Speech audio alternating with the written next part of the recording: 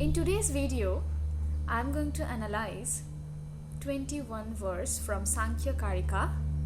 With this, I am going to conclude my Samkhya Karika session. We have touched upon the pertinent Karikas so as to cover the entire Samkhya philosophy so far. Now, let me recite the Karika. Purushasya darshanartham kaivalyartham tatha pradhanasya pangurandhvat ubhayaropi samyaga tatkrita sarga. So this verse is an answer to a question. The question goes as, why the spirit is united? Why is the spirit united to the world of object? How is it possible for spirit to get connected with the world of object or the manifest world or Vyakta Prakriti? What makes him to get united? So simply put, why are we here in this world? The whole question boils down to this simple question. Why are we here in this world, material world? What spirit are doing in this material world? What is the purpose of spirit in this material world? So the present Karika will be answering this question. So let's begin. Purushasya darshanartham. Purushasya darshanartham, that means for the exhibition of the nature to the spirit. Purushasya darshanartham kaivalyartham tatha pradhanasya, for the emancipation of the spirit. Pongur andhavad ubhayaropi samyagaha tatkrita sarga. First, let me just translate the verse and later on we shall explain word by word. Pongur andhavad ubhayaropi samyagaha tatkrite sarga. So like the union between lame and blind, there is a connection between spirit and nature, Prakriti and Purusha. And why is this connection? This connection or the union between spirit and nature is because of creation. From this proceeds creation. From the union proceeds creation.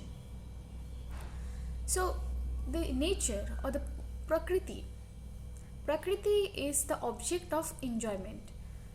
Since it is evolving and producing lots of objects, products, and these products have been considered the objects of enjoyment.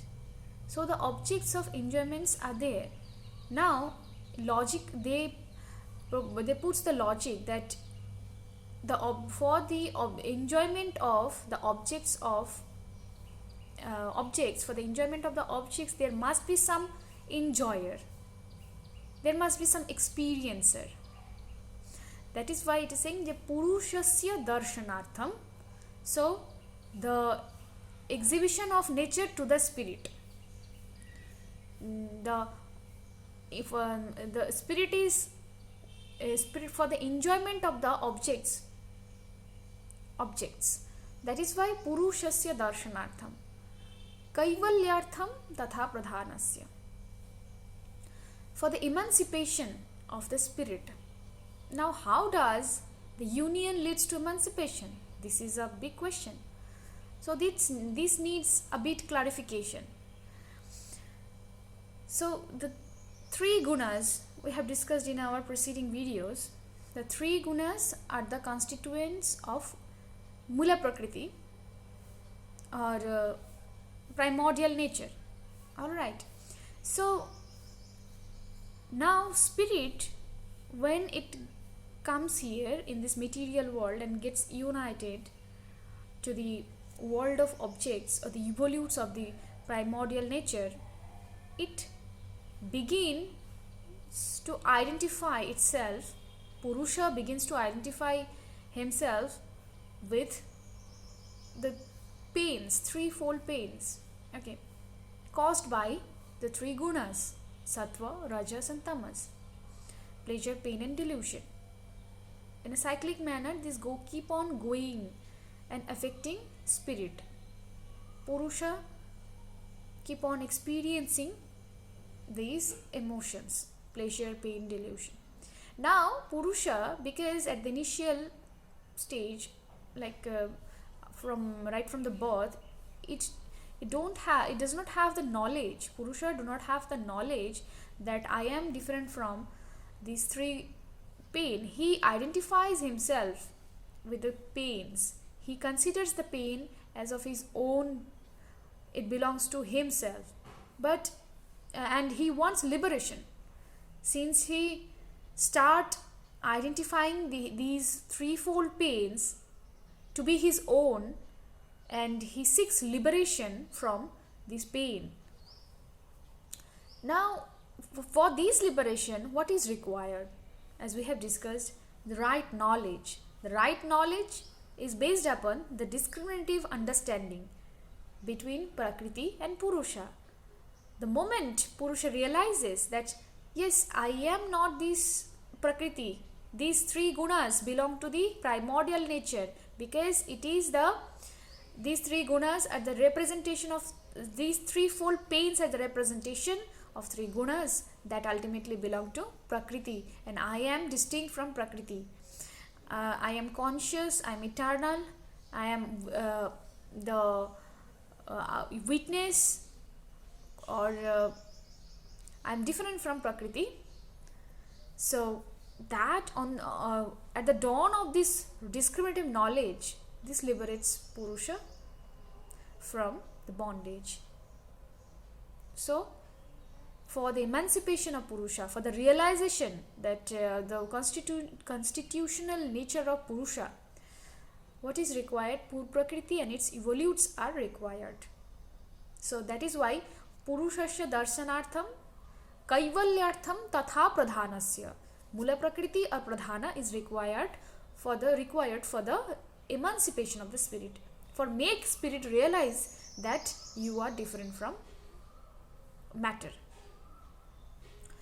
Now next part is that Pongu Randhavad Ubhayaropi Sangyogah Tatkriti Sargah. So we have heard about a maxim like the union between lame and blind, a lame and a blind.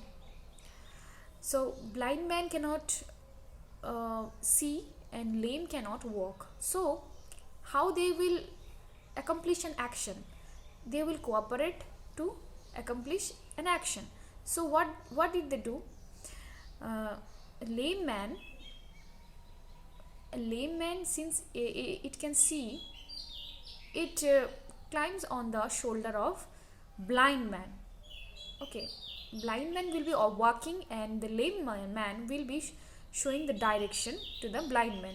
Likewise, they will combine their effort, and through cooperation they will achieve the success or accomplish the activity they wanted to do. So likewise, Prakriti and Purusha, their nature is different. Prakriti, Purusha, both are eternal, both are reality, but Prakriti is inactive, Purusha is active. Okay, Prakriti is unconscious, Purusha is conscious. So when they conjoin, when their efforts are put together with the joint effort, the creation, the entire universe has been manifested. So their joint effort is required so as to manifest the creation. That is why it has been mentioned, the Samyogaha Tatkrita Sarga. Samyogaha Tatkrita Sarga. So this is the essence of this verse.